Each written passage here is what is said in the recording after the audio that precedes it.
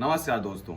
पहली बात तो मैं आपको ये बता दूं कि आप इस वीडियो को देखने से पहले अपने दिमाग में किसी भी तरीके का कोई नैरेटिव बिठा के मत बैठिएगा, क्योंकि ये वीडियो ना तो मैं किसी पार्टी के सपोर्ट में बना रहा हूँ और ना ही मैं किसी पार्टी के विरोध में बना रहा हूँ। ये सिर्फ मैं एक पार्टी के कंडीशंस को, उसकी सिचुएशंस को एक्सप्लेन करने की कोशिश कर रहा हूँ। तो चलिए वीडियो को शुरू करते हैं। हम बात करते हैं एक ऐसी पार्टी जो अभी तक सुस्त पड़ी हुई थी और वो पार्टी हमेशा कई सारे मुद्दों पर, कई सारे इश्यूज पर घिरी जाती थी। तो उस पार्टी के अंदर एक ऐसी एनर्जी आ गई है जो उस पार्टी के लिए एक नई ऊर्जा का काम कर रही है।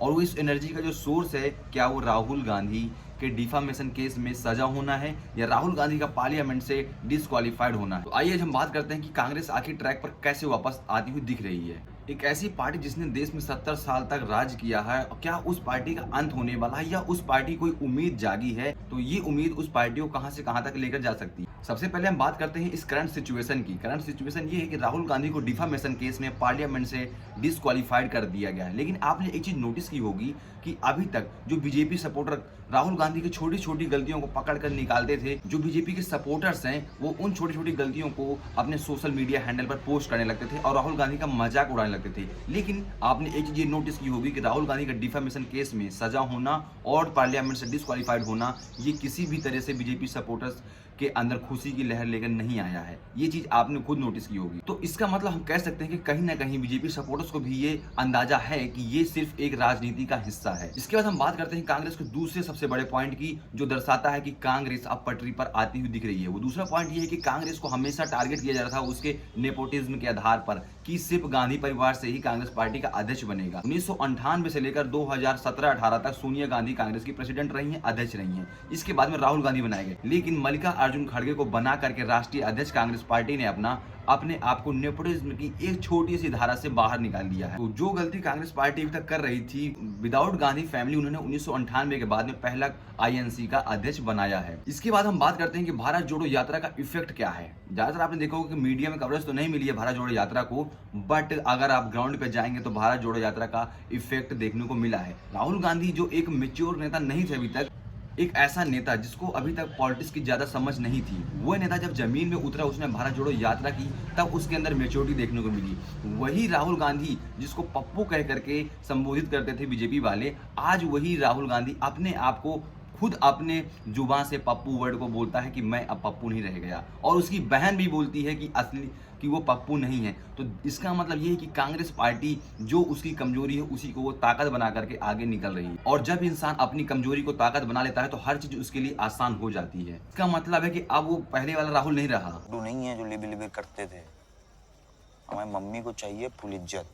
राहुल गांधी कांग्रेस पार्टी में कोई पद में नहीं है, लेकिन फिर भी राहुल गांधी की जो भूमिका है वो कांग्रेस पार्टी में सबसे ऊपर मानी जाती है। अगर आपके दिमाग में कांग्रेस पार्टी कोई सवाल आता है तो आपके दिमाग में, आपके जहन में सिर्फ राहुल गांधी का नाम आता है। कांग्रेस मींस राहुल गांधी। इसकी वजह यह है कि राहुल गांधी को कांग्रेस पार्टी ने एक मुख्य अपोनेंट मान रखा है। और एक उम्मीद और देखने को मिल रही है कि डिफामेशन केस में राहुल गांधी को सजा होना और पार्लियामेंट से डिसक्वालीफाइड करना, ये एक प्रकार की संपत्ति का काम करेगा राहुल गांधी के लिए। इनको संवेदनाएं मिलेंगी, क्योंकि इंडिया में राजनीति का ये वसूल रहा है, जिस व्यक्ति के प्रति कुछ अगर ऐसा होता है तो उसको पब्लिक सपोर्ट जरूर मिलता है। सिंपैथी के चुनाव, छोटे चुनाव, नगर निगम चुनाव, ग्राम पंचायत चुनाव, स्टेट लेवल पर जो चुनाव होते हैं, इन सभी चुनाव में सिंपैथी बहुत काम आती है। तो ये चीज इंडिया के पॉलिटिक्स में जरूर है। और बात करते हैं चौथे पॉइंट की। कांग्रेस पार्टी के जो लीडर्स थे अभी तक वो सुस्त पड़े हुए थे, लेकिन अब हर लीडर अपनी अपनी भूमिका को अच्छे से निभा रहा है और वो ग्राउंड्स में उतर रहे हैं, लोगों के बीच में जा रहे हैं। अभी तक शशि थरूर जैसे लीडर्स सिर्फ अपनी इंग्लिश के लिए जाने जाते थे। कांग्रेस पार्टी में आपने कभी नहीं देखा होगा कि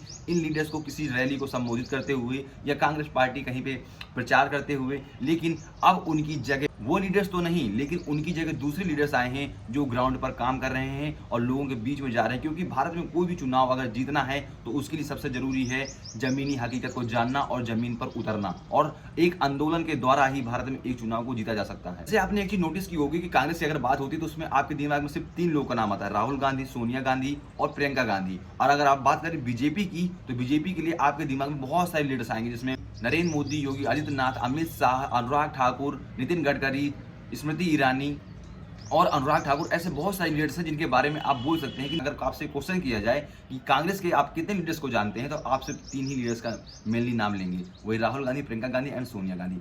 बट सिचुएशन अब चेंज हो चुकी है। जैसा कि मैंने अभी कहा कि हर लीडर्स अपना अपना रोल अदा कर रहा है। बात करें अगर मल्लिकार्जुन खड़गे को, तो कांग्रेस पार्टी ने बहुत ही बड़ा दांव खेला है मल्लिकार्जुन खड़गे को राष्ट्रीय अध्यक्ष बना करके।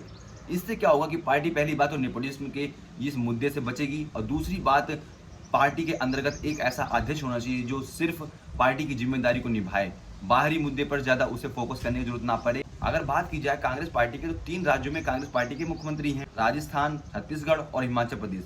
लेकिन कांग्रेस पार्टी के जो 2 चीफ मिनिस्टर हैं, अशोक गहलोत और भूपेश बघेल, ये सिर्फ स्टेट वाइज चीफ मिनिस्टर की भूमिका नहीं निभाते हैं, बल्कि कांग्रेस पार्टी इन 2 लीडर्स को सेंट्रल की पॉलिटिक्स में भी इन्वॉल्व कर रही है और उनको एक रिप्रेजेंट करने की कोशिश कर रही है, और वह अपनी भूमिका अच्छे से निभा भी रहे हैं।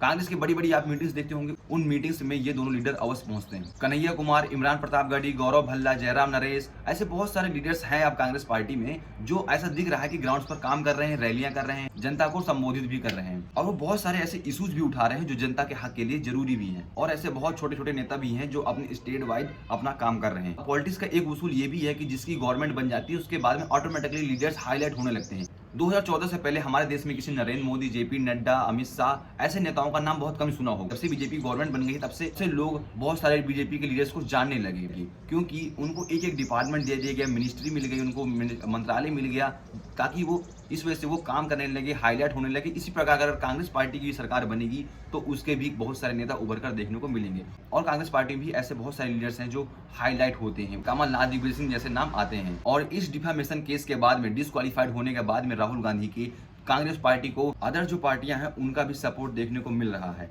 क्योंकि अभी मल्लिकार्जुन खड़गे के यहाँ एक पर्सनल मीटिंग रखी गई थी जिसमें टीएमसी के लीडर्स, आम आदमी पार्टी के लीडर्स और डीएमके के लीडर्स, ऐसी अनेक छोटी छोटी पार्टियां हैं जिनके सारे लीडर्स पहुंचे थे उस मीटिंग को अटेंड करने के लिए। तो ये कांग्रेस के लिए एक बड़ी ताकत साबित हो सकती है। और आपने एक चीज और नोटिस की होगी कि कोई भी पार्टी अगर वो सेंट्रल का चुनाव जीतना चाहती है, अगर वो केंद्र का चुनाव जीतना चाहती है, तो वो केंद्र में बनी हुई सरकार के प्रति उसको घनघोर विरोध करना होगा। अगर विपक्ष अच्छे से विरोध नहीं कर पाया तो उस पार्टी की नींव को नहीं ला सकता है। 2014 से पहले आपने देखा होगा कि मोदी जी सबसे ज्यादा कांग्रेस पार्टी को ही टारगेट करते थे। जो सेंट्रल इश्यूज होते थे उन्हीं इश्यूज पर बात करते थे, जो हमारे पूरे देश के हित के लिए होते थे उन्हीं सब चीजों पर वो बात करते थे। इसी वजह से लोगों को ऐसा लगा, लोग उनसे इन्फ्लुएंस हुए कि ये बंदा आया है नया, कुछ ना कुछ करेगा। इस वजह से मोदी की गवर्नमेंट बनी।